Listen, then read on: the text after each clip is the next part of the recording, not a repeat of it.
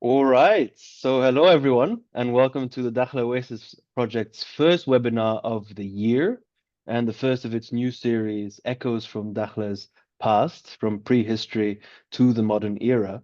My name is Jorge Coelho de Jesus. I have an MA in Egyptology from the University of Manchester, and I'm very, very happy to be back again moderating the DOP's webinars. Please note before we get started, and as you've heard, this webinar is indeed being recorded. So let me start with a few words about the DOP for those who don't know. The Dakhla Oasis project is an important initiative that has been carrying out research in Egypt's Western Desert since 1978. Its various projects undertake vital archaeological and interdisciplinary work on the vast timescale of Egyptian, wider Mediterranean, and African history. This work covers a wide range of areas from archaeology, Egyptology, and classics to anthropology, zoology, and geophysics, and of course, rock art, the subject of today's webinar. The purpose of the DOP's webinar series is twofold, like last year. First, it seeks to present fascinating information about the discoveries made and the research undertaken over the years in the Dakhla Oasis and about life in the oasis. Secondly, and to support these discoveries and research, the webinar series is connected to our crowdfunding campaign towards a better future. Now, in the past, the DOP has relied on participating expeditions for its operation. However, with no fieldwork being allowed in recent years, as you know, the DOP has become reliant solely on private resources. This means that over 40 years of research and promising studies are unfortunately at risk due to rising costs. In light of this situation, the proceeds from this webinar series will go directly towards this campaign, which will support the maintenance of the DOP's dig house and the publication of research. I will put the link to the campaign in the chat, so feel free to have a look and share. Now, moving on to today's main event, our webinar, Petroglyphs, Knowledge and Life, Insights into Prehistoric Art from the Dakhleh Oasis by our director, Pavel Polkowski. Now I'm going to briefly introduce Pavel Polkowski, and he will tell me if I get something wrong or if I miss something. Now Pavel is the director of the Dakhla Oasis project, as well as custodian at the Poznan Archaeological Museum. He is an expert in Saharan, Egyptian, and Nubian rock art, iconography, and religion, with extensive field experience in Egypt and Sudan. His recent publications include the DOP's first monograph on rock art, Rocks in Motion, Dakhla Oasis Petroglyphs in the Context of Paths, Roads, and Mobility, which recently came out, Stone Canvas Towards a Better Integration of Rock Art and Graffiti Studies in Egypt and Nubia, which came out in 2023, and Rock Art in the Landscapes of Motion, proceedings of a session of the 20th International Rock Art Congress, IFRAO 2018, which came out in 2022. Now, it's a very short introduction, but I hope that was good, Pavel, and did you justice. Before we move on, just a few very quick housekeeping rules. The lecture will last approximately 45 to 50 minutes, after which time we will have a Q&A session. You can add your questions to Pavel in the chat, and I will read them out and say, of course, who the questions come from. Please, please, please do keep your microphones and your cameras off during the presentation, so that it's only Pavel's sort of camera and the presentation that you see. This sort of avoids any clashes and any sort of unwanted background noises of, my cats, for example, scratching at the door or something. So there's that. For the social media savvy among you, do feel free to post on Facebook, X, Blue Sky, and any other platform that you're active on. We've recently launched the Blue Sky account, which I'll add our social medias also in the chat for all of you. Yeah, and I think that is it. So enough from me. Without further ado, Pavel, the floor is yours. Thank you, George, very much for this introduction. I think you said more than enough about me. Good afternoon, or maybe even good evening. Thank you all for finding time to be with us today. Maybe before I start, just a short explanation. because I intended to give this lecture from the museum, but we did have a quite a big malfunction of the internet connection today, so I had to move to my house, and I hope that my two little kids will not crash into this lecture like a tornado. Um, I cannot actually turn off my mic, so sorry if you can hear them from time to time. Um, we'll see about it. Okay, so I will share my screen now, and we will move further. Okay. Can you just give me feedback if you can see the screen? Yeah, all good. Okay, great. Yes, as George said in the introduction, mm, the topic is rock art. Um, I will give you, well, a brief, I'm afraid, um, uh, overview of rock art research in Dakhleh over the past couple of years, and I will actually focus only on one particular aspect of that research. In other words, I will be speaking about a particular group of motifs. Um, but I will introduce these motifs in a minute or a few minutes. Um, First, let me say a few words about, sorry, just a second, because I need to switch to slideshow. Okay. Yeah. So, Dakhla Oasis, which I think doesn't need any introduction, which is in the heart of the Western Desert, is an extremely rich place in archaeology in general, but also in rock art, in petroglyphs, and rock inscriptions as well. And the fact that it is so rich in rock art is in itself is not really something extraordinary.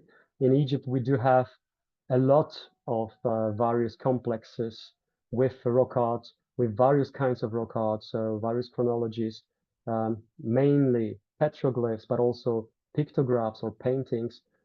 So that we have a lot of petroglyphs in Dakhla is not really surprising, but nevertheless, Dakhla is really an important and uh, scientifically speaking interesting place when it comes to rock art. It actually epitomizes to some extent the broader region, the whole region of the central Western Desert. Um, we can basically find rock art um, of all kinds, I would say, from the very early, perhaps even as early as early Holocene, up to the modern times. Um, so the oasis, as such, is I believe a place relatively well known to our audience today. I will only speak about some issues, some aspects that are relevant for our rock art studies. So it's a very well, it's the oasis itself is a very long um, geomorphological unit, one can say. It's longer than 100 kilometers, but not everywhere rock art can be found. It's quite obvious that rock art can be found only where rocks are present. That's a truism, I guess. And the first place where we might think rock art can be found is this rocky. Sorry, something is wrong with my, okay, now it works. This rocky area, which is the escarpment of the Libyan plateau. One could think that this is the place to look for rock art, but this is not the case in Dakhla. Um, it's of course a landmark, and basically wherever you will stand in the oasis, you will see this huge escarpment. But as you can notice in these photographs, most of the escarpment is some sort of gravel, rubble, and it's devoid of rocks that would enable easy carving.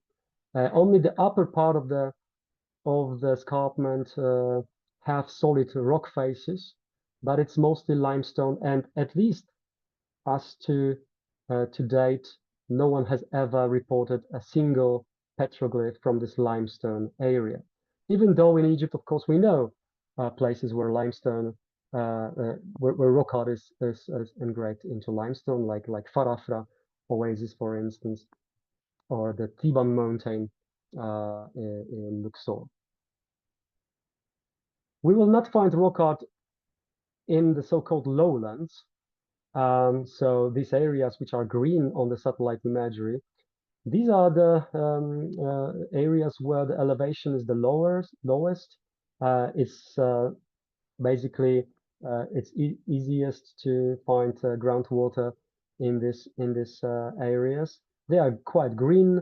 We have the cultivation, farmlands, palm groves, and settlements there, but very rarely outcroppings that would afford people good surfaces to carve. But sometimes in some places, isolated hills occur, and then sometimes we will find rock art on them. But in general, lowlands are rather devoid of petroglyphs.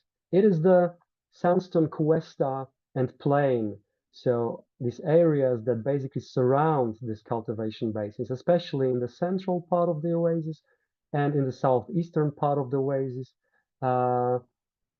These are areas where we have literally hundreds, if not thousands, of yardangs. So this typical elongated hills with flat tops, and they are all sandstone, and they offer really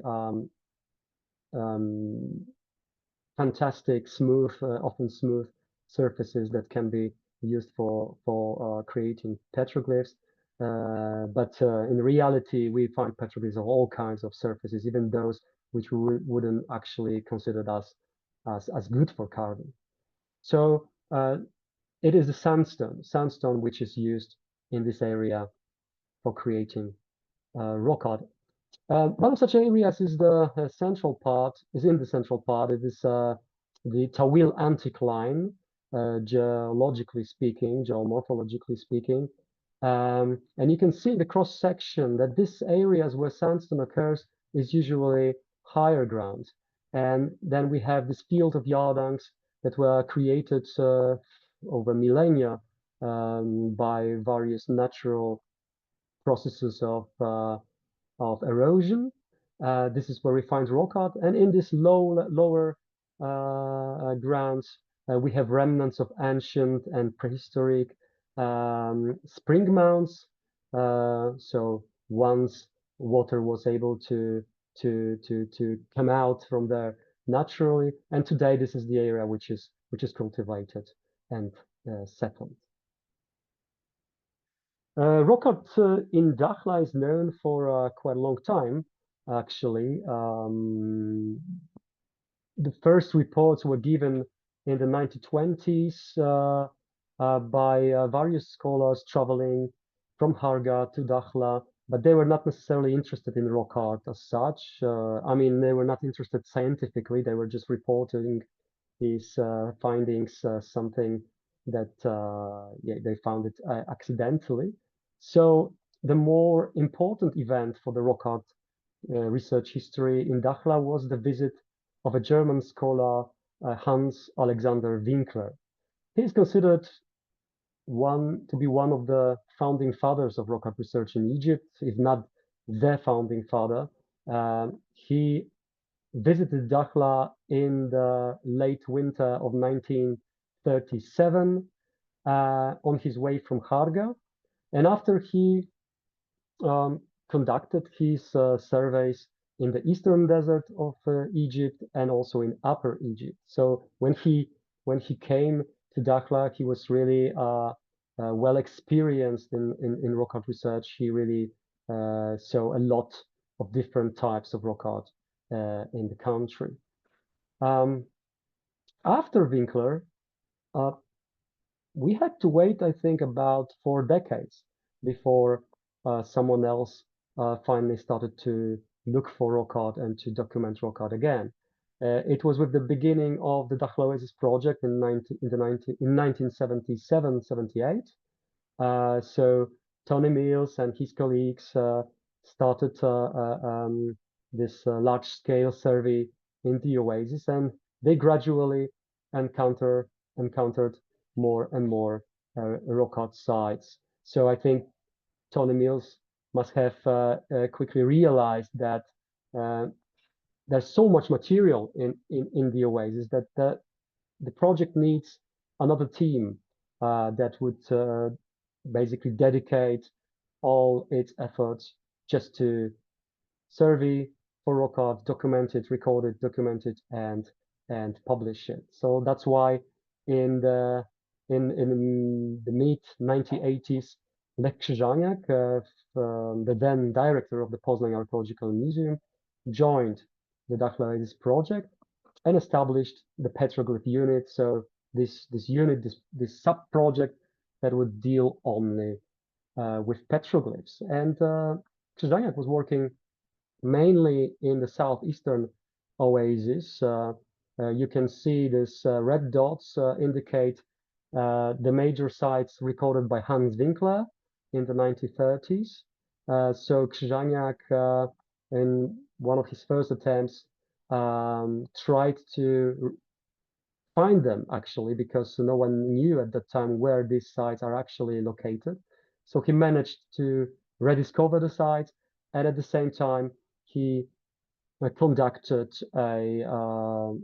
additional large-scale surveys in this area, discovering really a lot of new rock art sites, and I would say even rock art clusters or small complexes, especially this one here in the southeastern outskirts, actually outside of the oasis proper, which is a heavily prehistoric cluster of rock art.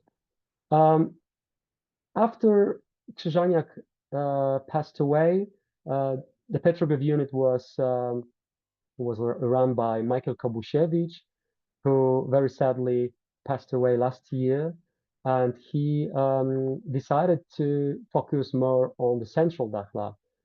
So Krzyżaniak had a very small, brief survey before he died in the central oasis, and it was known at the time that this area is also very rich in rock art. And under Kobusiewicz leadership, the team extended the survey. When I joined the team in 2011, I was able to extend the survey quite a lot. And yeah, and to complete this information, this very short history of research, I became the director of the Petroglyph unit in 2016.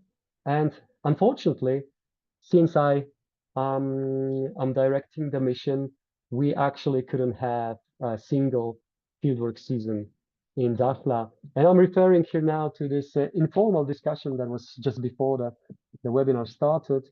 I agree, it's a real pity that not only our mission, but I would say the majority of foreign missions are not allowed to continue their fieldwork, to resume their fieldwork since some since 2012, some since 2014. The last DOP mission, I think, was working around 2015, excluding Al-Qasr mission. And yeah, and the situation is still like this. I will not discuss it any further because these are logistical administrative issues. I'm happy to answer any questions if you will have such about this topic at the end. I also encourage the interested listeners to consult some of the publications that deal with this topic and describe the situation and its consequences for rock art research. So, as I said already a couple of times, rock art in Dakhla is extremely diversified. It's not only that we have a lot of rock art, that it is abundant in the oasis, but we simply have a lot of types of rock art, and a very long, as we think, chronology. Of course, at this moment, I have to emphasize that chronology is always a problem in rock art studies globally, not just in Egypt or in Dakhla. But in Dakhla, it is a particular problem. I mean, it's particularly difficult thing for us for many reasons, and especially when it comes to prehistoric rock art. We simply have very inefficient tools and not many tools to deal with this issue properly. So that's I wouldn't. I'm showing you now a sort of a chronological chart, but I wouldn't want you to take it for granted. It's more of a it's more to orientate you in how a certain developments in rock art may have looked like, but of course it's very difficult to date any of these figures or types of figures precisely, apart from some exceptions but especially when we are talking about historical rock art that is dynastic, for instance.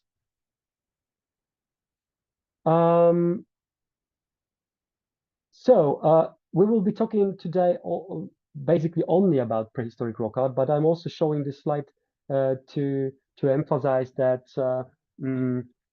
our project, Petroglyph Unit, especially over the last couple of years, was equally interested in investigating other kinds of rock art, not just prehistoric, but also dynastic, Greco-Roman, recently also Islamic rock art. I think it's important to emphasize that the project is not only about prehistoric materials.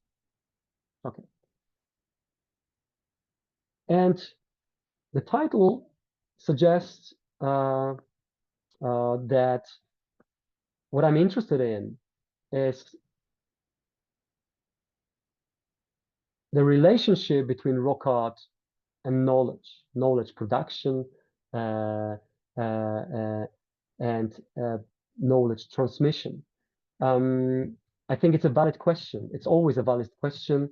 It's a natural question, actually, of who were the makers of a given rock art. We usually ask this question, but also usually we have difficulties in answering it.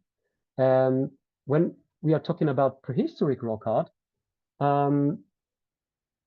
we have to refer to the broader archaeological chronology that was established by various scholars, especially by Mary MacDonald, who was working for decades for the Dakhleh project. And the chronology, which distinguishes four major prehistoric phases of occupation of Dakhla. By prehistoric here, I mean Holocene archaeology, because I don't think we have any examples of Pleistocene rock art, so it's enough to narrow down prehistory here to the Holocene period. So we have Masara, Bashendi A, Bashendi B, and Sheikh Muftah periods or cultural units that altogether span about 5,000, even 6,000 years. And each of these cultural units was established based on archaeological material, patterning, and archaeological features found on dozens of sites. And this sequence also expresses a certain development from the point of view of subsistence, strategy, a certain lifestyle of the communities that are believed to be creators of this material culture and its patterning. So beginning with the Masara, we are talking about hunting, gathering people, highly mobile, at least until certain time. Then in the Bashendia, we again are talking about hunting, gathering communities, but which gradually develop into hunter-gatherer pastoralists, which they apparently become during the Bashendi B phase, although hunting and gathering throughout this his this this this this whole sequence always is the most the most important element component of the economy, and only the Sheikh Muftah cultural unit is considered to be a strongly, if not almost fully, pastoralist. This is the time of the fourth millennium into the third millennium BC, and it more or less is contemporary with the pre-dynastic culture in the Nile Valley. So these are our candidates for creating various types of rock art, but it is extremely difficult to ascribe particular types of rock art to any of these cultural units. We have some very vague clues that maybe some of the curvilinear geometric rock art might be representing the oldest horizon, because we know of comparative material from elsewhere, from the Nile Valley, for instance, from Nubia, where this kind of rock art is considered to be epipaleolithic. So that would correspond to the Masara unit, but there are no hard evidence that could be support this claim. Um, Today, I will be speaking about a particular group of images, and these are these anthropomorphic figures, which belong to the most conspicuous, most recognizable images from the central Dakhla, from the central Western Desert and Dakhla in particular, and which already have generated quite a lot of discussion in the literature. Um, I believe, and I think quite a lot of scholars believe, they should be dated to the broadly understood Bashendi horizon. Some scholars would say Bashendi B, some scholars would say simply Bashendi. There's not much time to go into detail here, but let's stay with the Bashendi horizon, which means half of the seventh millennium until the end of the fifth millennium. Why I think this is the most probable dating for these images, I will try to explain in a few minutes. But for the time being, let's just leave it like that. They are most probably mid-Holocene expressions uh, related to the Bashendi cultural horizon. This is one of the examples of this type of rock art. Um, Although it's not a typical example, as you can see, these anthropomorphic figures here are shown in a frontal view, but actually, in most cases, we are dealing with profile view depictions. Nevertheless, they all belong to one tradition. There is no doubt about it, and they all share at least one particular feature, which is the very mm, um, voluminous lower body. That's why I usually refer to this type of rock art in my works as exaggerated anthropomorphic figures, exaggerated anthropomorphs. Um, and it is the place where we can again refer to Hans Alexander Winkler, because he is the one responsible for putting Dakhla rock art on the map with his seminal publication, Rock Drawings of Southern Egypt. When he traveled from Karga to Dakhla, he discovered around a dozen of sites, both along the Dubari Road. Oh, this is my son interrupting, sorry. And a cluster of rock art sites in the southeast of the oasis. And among the rock art that he discovered there was was this group of exaggerated anthropomorphs, which he immediately recognized as something really astonishing, And as I said, he already had a good experience with rock art in Egypt, and he was able to tell that this is something very unique. This is something specific, something that he never encountered before, something that defines Dakhla rock art on its own. So he published quite a lot of material, including these plates with drawings of many of the exaggerated anthropomorphs. Uh, as you can see, this is a good I think a good chart to begin with when it comes to description, because you can see a huge diversity of these motifs, a huge variability of form and detail. We deal with very elaborate depictions with many internal elements, sort of decoration, sometimes with many external elements, especially when it comes to headdresses, which can at times be very, very intricate. But we also do have, and they actually constitute the majority of depictions, more stylized depictions, more schematic, ones that are not really anthropomorphic at the first glance. But knowing these more elaborate examples, we can quite easily guess that they also depict anthropomorphic figures. And then Winkler was the first to recognize that also some of these extremely simple depictions, these B-shaped or H-shaped specimens, devoid of any features sometimes, that they also are most likely um, uh, anthropomorphic depictions, even though there are not many anthropomorphic features here visible. So it was uh, due to Winkler that the world heard for the first time about this very interesting, very unique type of rock art. A couple of examples, especially these complex compositions that Winkler found. He was actually, I would say, very lucky to find one of the most complex compositions that we know from Dakhleh.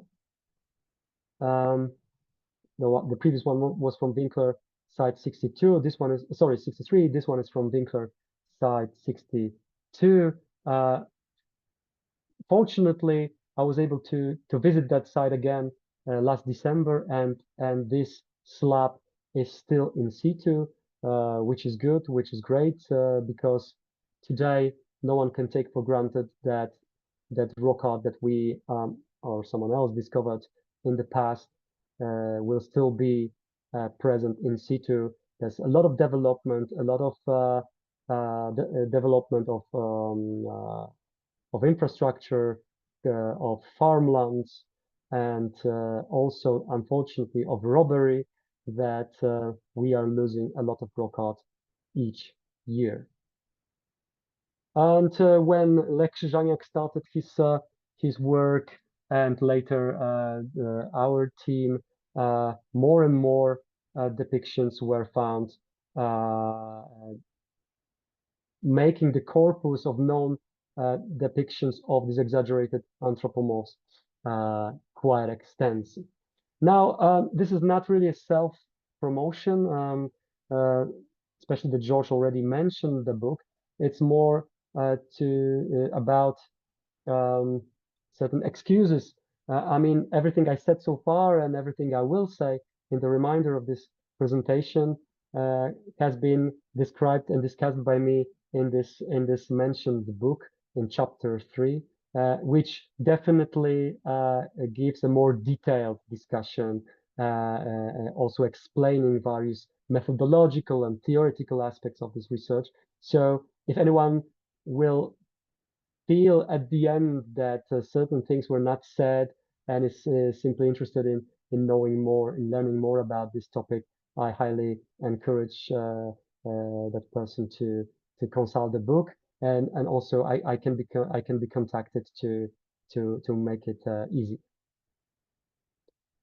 So since Winkler's times, a lot has happened. A lot of research has been conducted, and now we know that this type of rock art, this exaggerated anthropomorphs, can be found not only in Dakhla, not only in Harga, where they are, it seems, equally abundant, but also to the south, west, and to the west of Dakhla, in the areas called Meri and Hufu, investigated mostly by our German colleagues. So we know now that this central, really central part of the Western Desert is the home to this motif type. Um, it's so far, at least, not a single depiction of this kind that would be certain that we would be certain that it really belongs to this tradition has ever been found somewhere else in the Western Desert, let alone in the Eastern Desert or the Nile Valley or Nubia or else.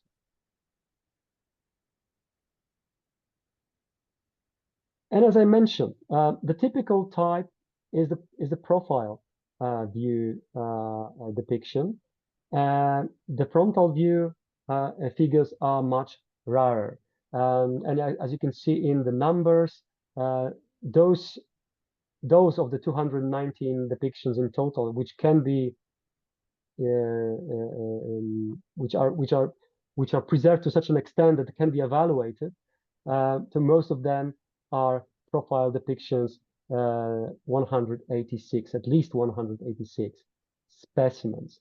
And the variability of form is huge. Here you have a simple classification of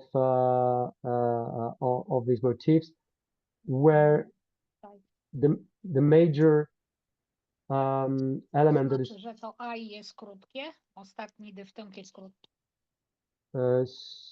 Sorry, I can't. Someone is asking a question. So I think it was just, it's okay, Pavel. Everyone, please do turn off your microphones, Pavel. You can continue.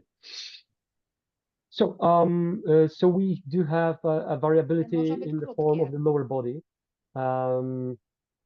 As you can see, this is a simple classification. It doesn't really give us, it doesn't have a value, a chronological value, for instance. So we cannot say at the moment whether one of the variants can be dated differently to the other, and so on. But at least it gives us some overview of the variability, and it shows that that even though at the first glance we may think that we have a lot of artistic freedom here, actually in practice the makers of this rock art were usually subscribing to certain trends or manners, or they were simply using certain types, certain forms, in a repetitive way, so to say.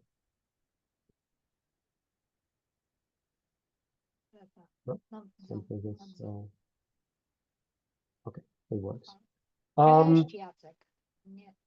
I'm still hearing someone in the background. Can I please ask Marta to turn off her microphone? Otherwise, Pavel, I think you as the host, you can turn off the microphone of the person speaking. Yeah, so there's a group of features that each of these figures might have, but not must have.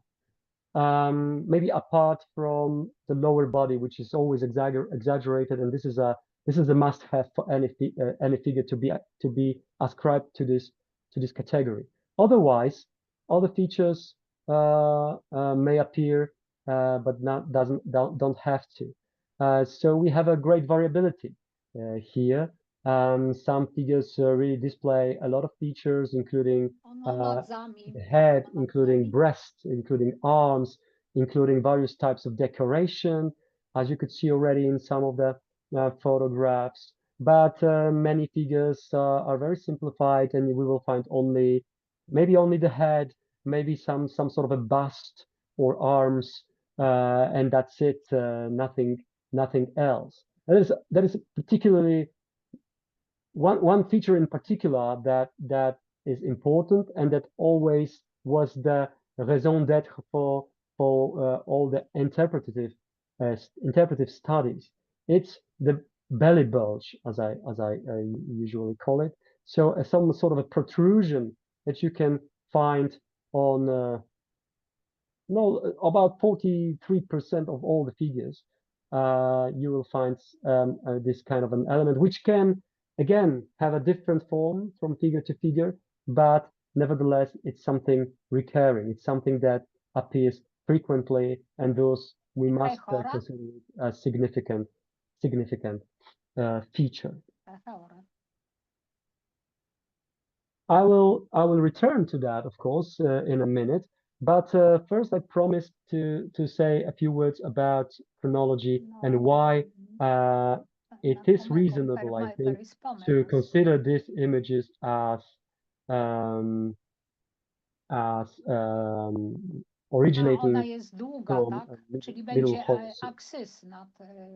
So already in the 1990s, Mary MacDonald, working on various archaeological sites in Dakhla, noted that especially in the southeastern corner, these exaggerated anthropomorphs and also quite a lot of zoomorphic images were very often found in close proximity to other archaeological sites that can be dated to, well, some were dated broadly to mid-Holocene, others were more precisely dated to Bashendi A or Bashendi B.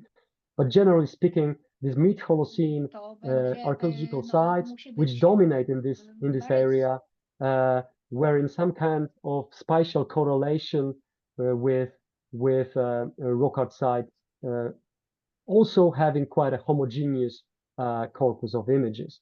In other words, younger sites, such as Sheikh Muftah or later pharaonic sites, were not actually known from this area. Pavel, I'm just going to pause you. Sorry. Yeah. I'm gonna override this for a second. Sure. Just so that we can solve this before we continue. So you can take a breath. I would ask Marta, please, to mute her microphone and to turn off her camera. And if she cannot hear me we can do this. I think we can do it ourselves. I think only you can do it, Pavel, because you're the host. To intervene. Yes, it's a bit distracting. Yes, because otherwise we can't hear the amazing information about the Bashendi figures, which I also want to hear. So. Okay, yeah, I think it's done now. Excellent, perfect. All right, everyone else, remember, please keep your cameras and microphones turned off. Pavel, the floor is yours again. Thanks. Sorry, everyone, for this inconvenience. So coming back to the subject, so Mary was already suggesting that this correlation, the spatial correlation, might simply mean that rock art sites with these particular types of figures may have been created by the people who were living on these habitation sites, which she discovered and excavated in various areas in the southeast Dakhla. But of course, this is not a very, very strong argument, and especially that Dakhla has been continuously inhabited for at least 10,000 years during the Holocene up till today. So a lot of things happened in Dakhla, and not always things that are found close to each other must originate from the same time. So it was always it would be good to find other areas in Dakhla, or better, even outside of Dakhla, that would display the same kind of correlation, spatial correlation between archaeological sites, habitation sites, and this particular type of rock art. And I think that we can look for such sites, for such clusters of sites in the areas where the mentioned German colleagues have been working. For instance, in the Mary region, this is an example here. The site called Ladies Hill, found in the late 1990s, investigated in the early 2000s, an extraordinary site that is full of depictions of exaggerated anthropomorphs and some zoomorphs, and also some with adjacent hills with very similar rock art, and only 3 large archaeological sites, habitation sites, datable to Bashendi A/Bashendi B, and nothing else in the vicinity. I think this is one of these areas that really makes this argument of the Bashendi origin much stronger, because we are talking about an area that is something like 60, 70 kilometers southwest of Dakhla, which is in the proper desert, and which doesn't was never really superimposed by all these historical periods, and so we can say the context is much more pristine, and that's why the argument seems to be simply stronger.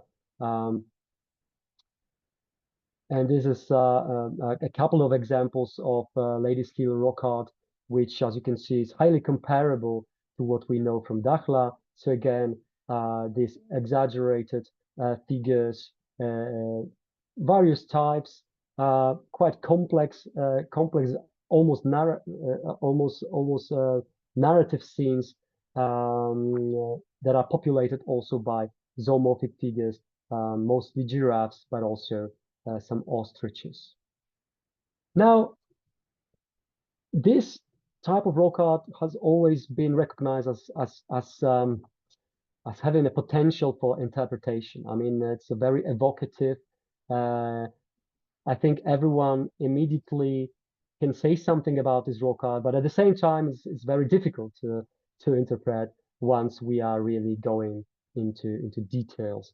And Winkler, for Winkler, these motifs represented goddesses, deities that had something to do with fertility. For Krzyżaniak and later for Kobusiewicz and Eva Kuczewicz, these images were somehow involved in what can be called a fertility cult, and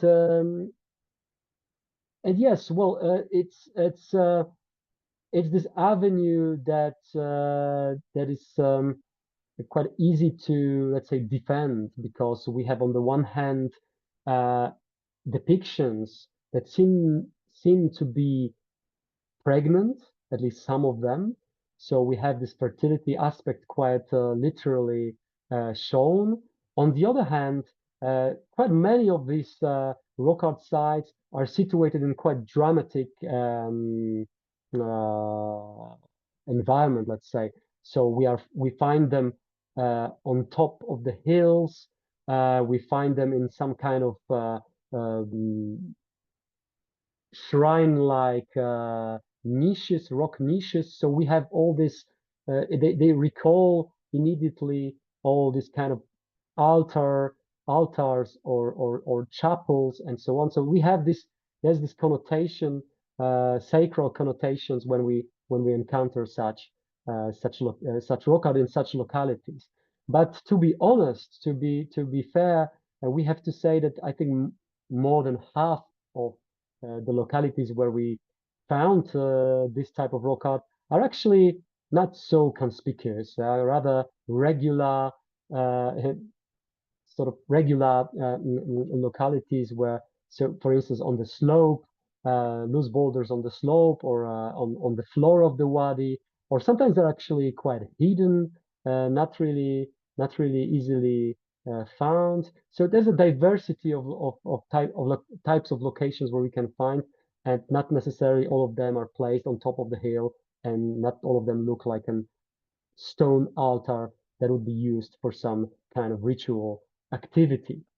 That's why I was trying in my studies, I was trying to move a little bit, to make a step back from this fertility cult, from this kind of interpretation that puts this rock art in a sacral context. So I wanted to remove it from this pure sacrum to something that would be more, let's say, more democratic, more open, and to place this rock art within the community and its some kind of a system of knowledge production and knowledge transmission. And I arrived at a certain model, let's say, or a very, very, very broad framework, interpretive framework that I called or titled circle of life concept. And again, I don't have enough time here to go into details and to present my sources and to present my inspirations and to present, especially to present my theoretical assumptions, how to which would sort of justify this quite speculative concept, because I approached this corpus of images from, let's say, two sides. One was the local archaeological context and the analysis, formal analysis of these images, but the other angle was the ethnographic angle. So I was looking for inspiration in ethnography, in global ethnography, and in various concepts that ethnography is exploring.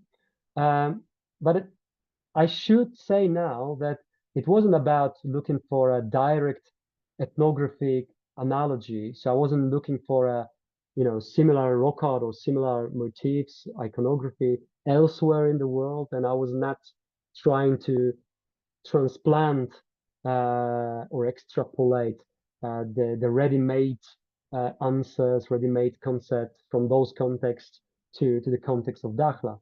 Far from that. It was more about looking for inspiration and to establish more a broader framework. So I will explain it in a second.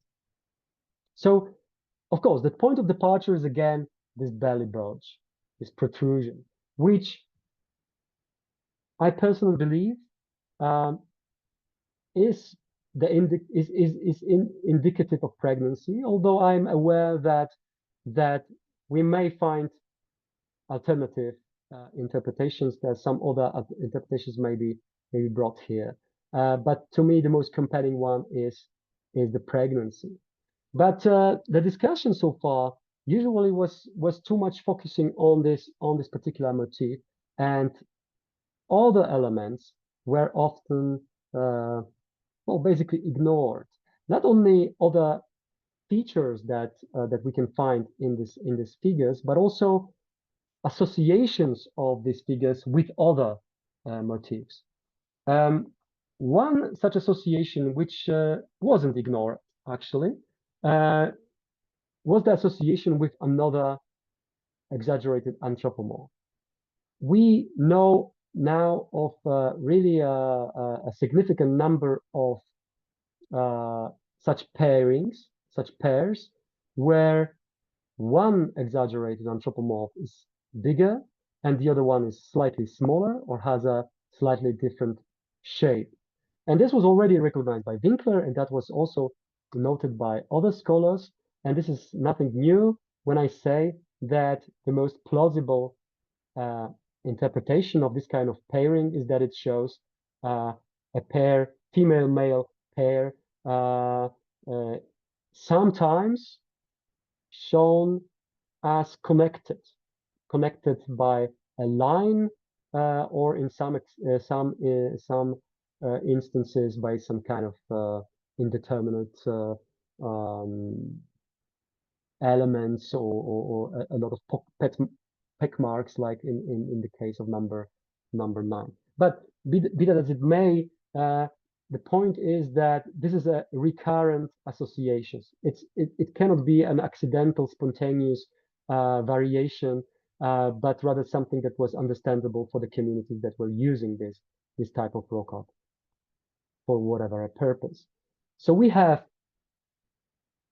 images that seem to be pregnant, but we also have images that seem to be showing pairs. And now this can be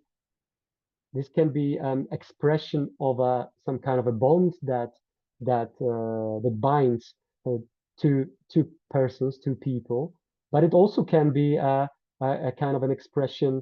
It can express, for instance, a sexual intercourse, which would make sense when we consider that we have so many depictions of pregnant female figures.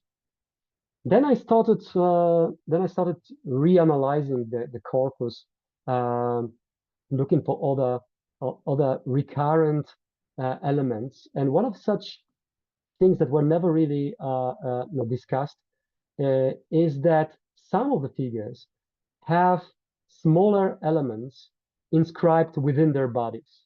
And these elements are usually in the shape of smaller exaggerated figures. And of course, again, we cannot be sure. These can be just simple superimpositions. So younger figures overlying older figures, something that we know from rock art everywhere. But because there are more than just one or two examples of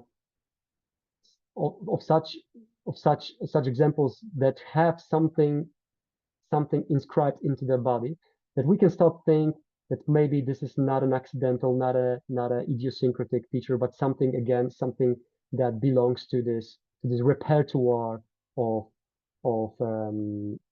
associations.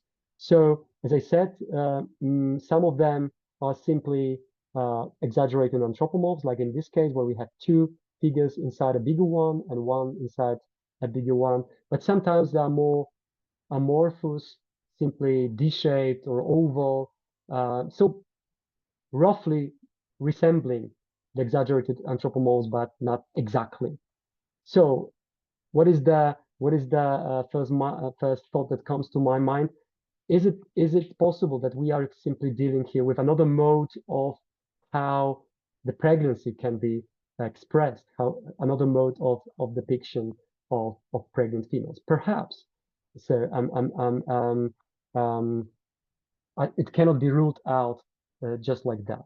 Another type of association that was never really discussed, which even by myself, and which is actually surprising because it's quite obvious, is that we actually deal with various sizes of figures, even in these cases where we are certain that that the figures were basically created by the same person, because we have the same state of preservation, we have the same stylistic features.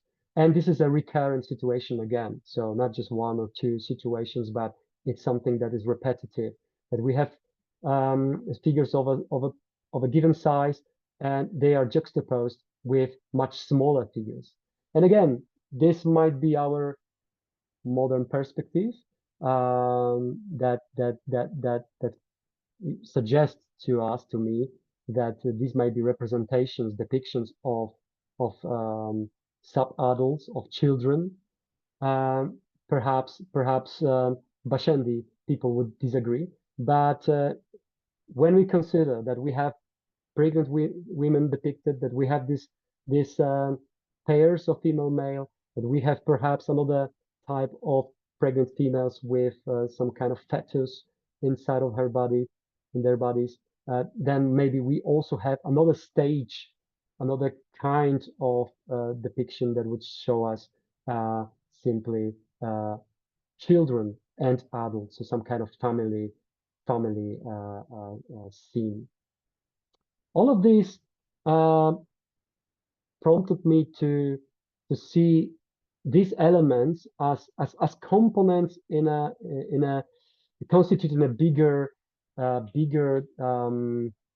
narratives. So I'm wondering whether we are dealing here with elements that could have been used by people, by these communities, to narrate certain fundamental truths about how the world is organized, how the world works, and they were referring to particular components, particular elements like procreation, like pregnancy, like progeny, and maybe also other important events or processes, and they all together would constitute something of a circle of life. This idea came not only from the side of rock art, even though so far I was talking mostly about what this rock art might depict, but also it came from various inspirations that could have been which I found, which I encountered in ethnographic literature. To cut the long story short, when we study ethnographic accounts, ethnographic studies of hunting gathering peoples, basically around the world, but also from Africa, we will encounter certain elements, very constitute a very broad framework, but certain elements that seem to be sort of typical for hunting gathering communities. One of such elements is the existence of certain vital forces or certain potency, certain energy that exists in the environment which is inhabited by hunters and gatherers. And it is this hunter-gatherers' responsibility to help maintain the flow of this energy, of this vital force. This vital force can be in animals, in plants, in rocks, in people, in the air, and so on and so on. And it is in a constant flow. It is in a constant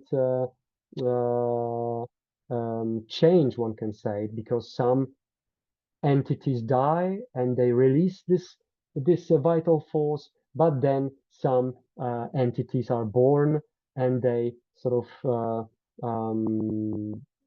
they can attract this kind of energy for themselves. So I was thinking, of course, this is tentative, this is speculative, and so on, but it would be hard to believe that mid-Holocene communities inhabiting Dakhla, the Western Desert, it would be hard to believe that they didn't have any kind of mythology, cosmology, and a certain ontology, so that would explain how the world around them works. And perhaps our only glimpse to Bashendi world, to Bashendi reality, is through these pieces of rock art that survived to our times. These pieces of rock art that show pregnancy, at least this is what we think, that show all the elements that can be combined into this bigger circle of life. And yeah, that would be the constitutive component of their knowledge. But then there's something more, because when we are studying this various ethnographies of hunter-gatherers, we see that it is extremely important. I mean, one particular relationship of those people is extremely important. It is the relationship with, especially with animals, with the animal world. So killing an animal is an extremely important thing, not because of the economic reasons, but because killing an animal is putting the world at risk, because some of this vital force can be lost. That's why it's so important that people are killing animals in a proper way, or that they do proper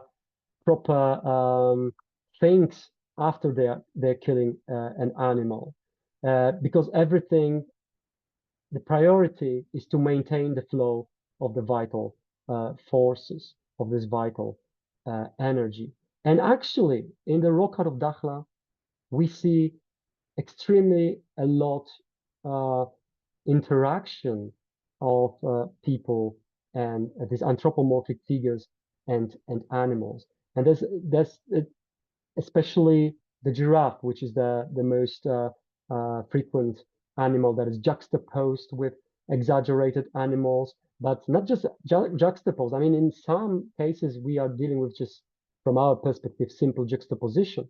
But in some cases, we really have this sense that animals and anthropomorphic figures are in some kind of interaction, that they are acting more like peers than simple than as prey or something, economic resource. There's something that this relationship that seems to be depicted or referred to seems to be much more sophisticated, much more elaborate.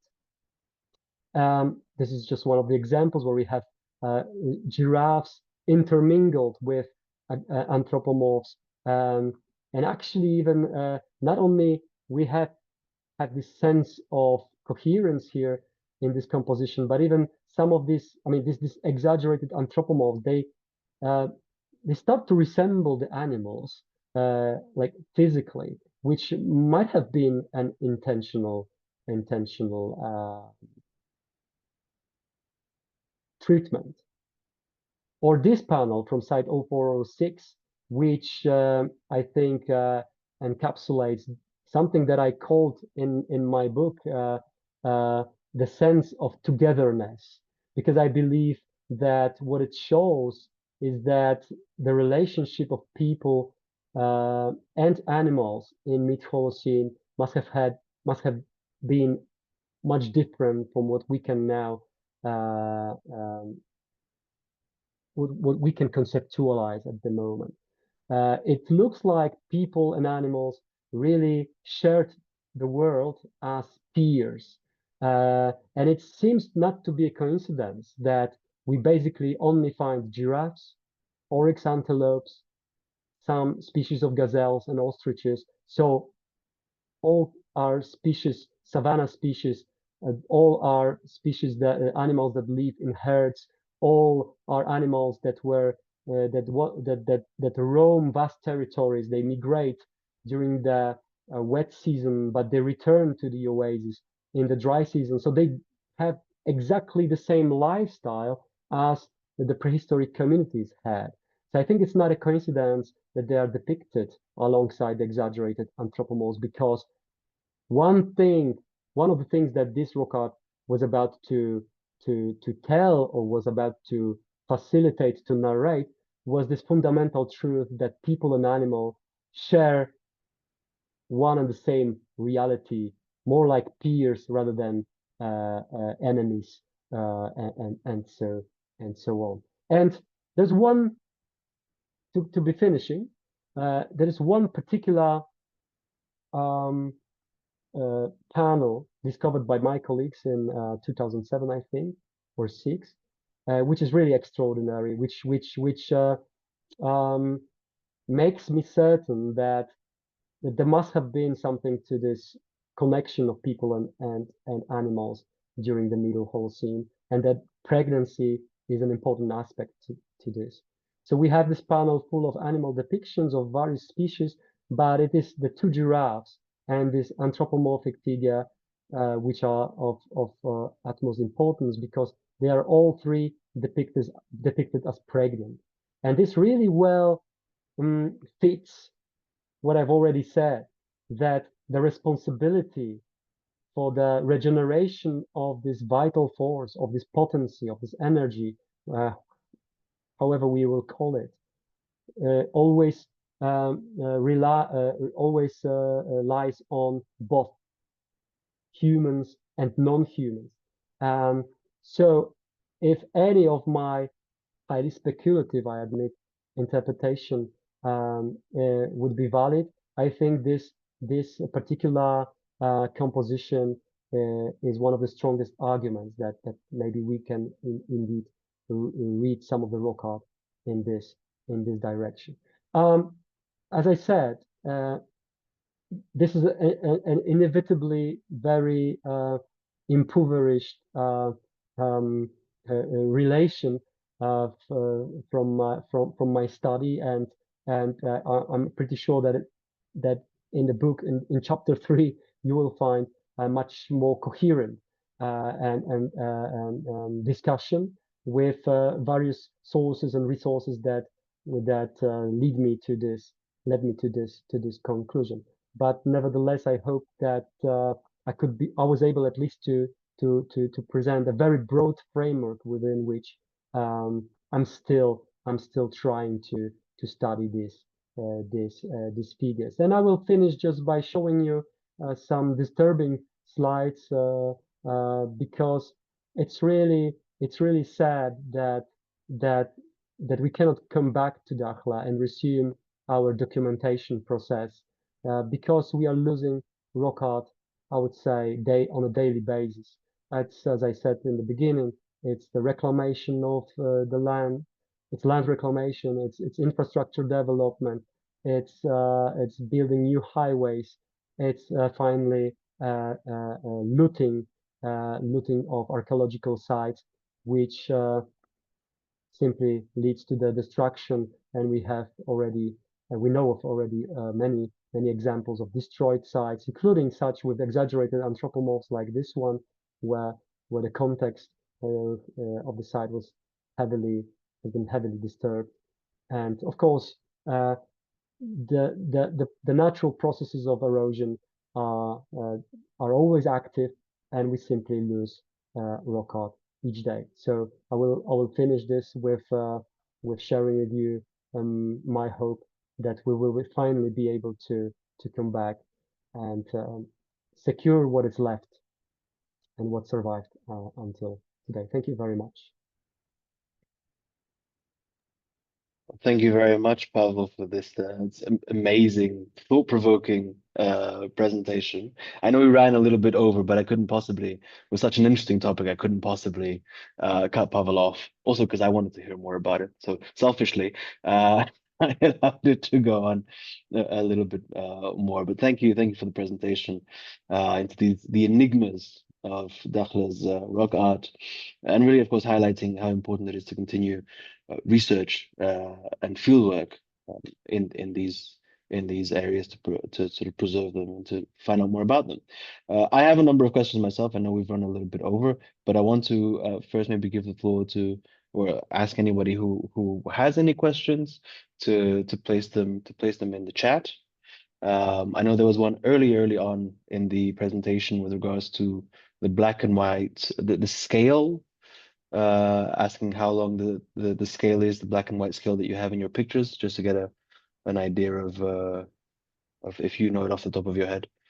Well, Just to get an idea of the size. Depends on the picture, because the pictures, the photographs were taken by various people over more than 3 decades. So there were various scales that used. The one used, maybe you don't see anymore, right? No. Okay. So usually it's 10 centimeter scale, but I would need to see the particular photo to that was me, thank you. I didn't know how large the rocks were that you were looking at, whether they were small or huge. Well, usually we don't use bigger scales than 10 centimeters, although there were seasons that I think 20 centimeter scales were also used. So yeah, it's a bit confusing when one has to compile material from different seasons because the scale changes from slide to slide. That's true. Thank you. Thank you. So are there any questions? Any other questions from the Were the rocks ever reused? I know it's a silly question, but with the hieroglyphs in Egyptian tombs, they were often plastered over and reused. I just wondered, I suppose it wouldn't have been possible. Well, not in that sense that they would be plastered or something, but of course they were reused in the sense that we have such panels which we call palimpsests, which means that that you have several layers of petroglyphs created over a longer period of time, in basically in various periods, and sometimes we have the prehistoric rock art that is superimposed by pharaonic images, and it's a very interesting phenomenon in itself because because again it's something that is repetitive. We find it relatively often, and we can think that that was an intentional practice that people during the pharaonic age were recognizing older rock art. We don't know how they conceptualized it, of course. We don't know whether they could recognize that rock art as older, but certainly they could recognize it as something different, and therefore they were putting something new on top of that rock art or just beside that rock art, and making sense out of it.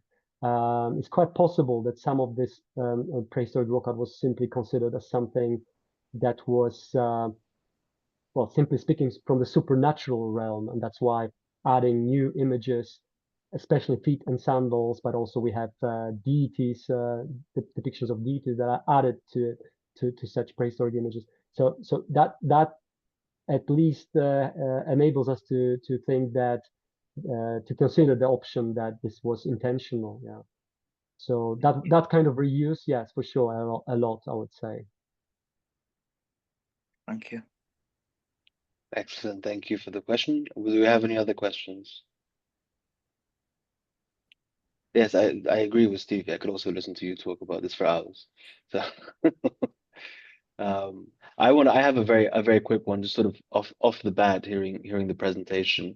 I mean, maybe it's impossible to tell, but I wonder, as you were talking about the circle of life concept, I wonder if sometimes these figures were drawn on the rocks as a sort of way maybe to boost fertility, as a sort of, how during the dynastic period there were these stela with ears that people would donate to the temples because they had an ear problem, which is, by the way, something we still see nowadays in Portugal, for example, in Fatima, where people buy candles shaped like feet because they have a foot problem, and they hope that by, these votive objects, by donating them, they can solve their issue. I wonder if maybe there's a link here.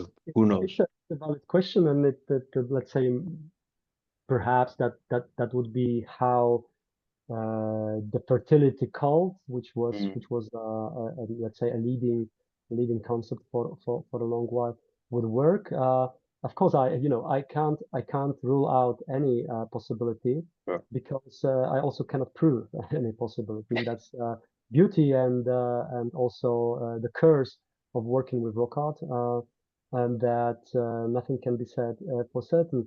Well, the problem I have with this type of interpretation is that only not even half of the images depict pregnant women. Okay. Yes, so we would have to account for the remainder, which is also not easy when we are within, let's say, my concept of the circle of life.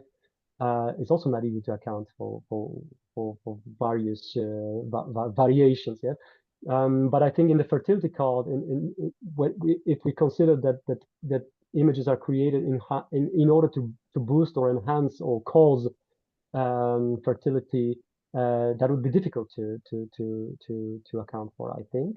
Also, it would be difficult to interpret all these more complex compositions where we have other anthropomorphic figures, where we have zoomorphic figures as well, and especially this connection of anthropomorphic figures and zoomorphic figures is something that led me to this to this concept which I briefly presented today. But I can't exclude this rule out this possibility. Another thing is that we usually want to have one answer. We usually want to create one fitting model, but there might be different modes in which images work at the same time within the same community or over longer time span. We cannot date these images precisely. I suggested Bashendi times. This is quite precise, but this is still about 3,000 years. So it's a long tradition, and it can change over time. It can diverge in different directions. So it's possible, and of course, in later periods we will find, as you said, such phenomena in various contexts, but it's always risky also to extrapolate this younger phenomena directly to the older ones. There's quite a gap between, let's say, Pharaonic and Greco-Roman Egypt and Bashendi times, if we are correctly dating these figures, because there are also voices that maybe they should be dated to late Neolithic, the Sheikh Mukhtar. Again, this cannot be ruled out, but at least we don't have this spatial correlation of Sheikh Mukhtar sites as clear, at least, as we have in the context of Bashendi. Awesome. Thank you very much. That clears it up. Yeah, thank you. Do we have any other questions? No, none at all. Do we see any sort of continuity, stylistic, I mean, between, first of all, Bashendi and Sheikh Muftah? I can imagine that with the chronology, it's difficult to answer that question, but also between Dakhleh and the Nile Valley when it comes to rock art at this time. Yeah, well, maybe first Bashendi Sheikh Mukhtar. This is extremely difficult, as you said, for obvious reasons. Our chronology is really weak, and the Sheikh Mukhtar period, I think is for now we have really almost no clues what can be considered Sheikh Mukhtar rock art. I mean, my only attempts at trying to define Sheikh Mukhtar horizon, rock art horizon, would lead me to suggest that some depictions of cattle might be Sheikh Mukhtar related, because this is not a strong argument, because they stylistically resemble what we know from the 4th and 3rd millennia from Nubia, also to some extent Upper Egypt, and from Jebel Waynat, and we can be pretty sure that Sheikh Mukhtar were in some kind of contact with these areas. So maybe this kind of rock art, which we know from Dakhleh, might be dated to the Sheikh Mukhtar as well. But this is very, very, very for now it cannot be proven at all. So it's impossible to say about continuity, unless, as I said, unless some of the depictions of the exaggerated anthropomorphs are Sheikh Mukhtar work. So when you look at the sequence and you have Bashendi A, Bashendi B, and the Sheikh Mukhtar, they all look like a very well-defined blocks, very like separate blocks, cultural units. But in reality, we're talking about a spectrum, and there was huge continuity at many levels in terms of subsistence strategy, in terms of mobility patterns, and it could have been the same with rock art. So various elements in rock art, like exaggerated anthropomorphs, maybe they were produced in the Bashendi B period, but then they were also produced during Sheikh Mukhtar as one of the features that were continued, but maybe a bit different style that would and maybe in some a bit different associations. We don't know that yet because we have simply too little data. And problem with dating, but I would imagine that this is possible. But sorry, regarding the connection with the Nile Valley, well, it's also tricky, of course. The Nile Valley in the 4th millennium developed a very peculiar style and content in rock art. So the entire pre-dynastic rock art has certain elements, like boats, like specific human figures, like specific elements that we do not find in Dakhleh at all. So it seems that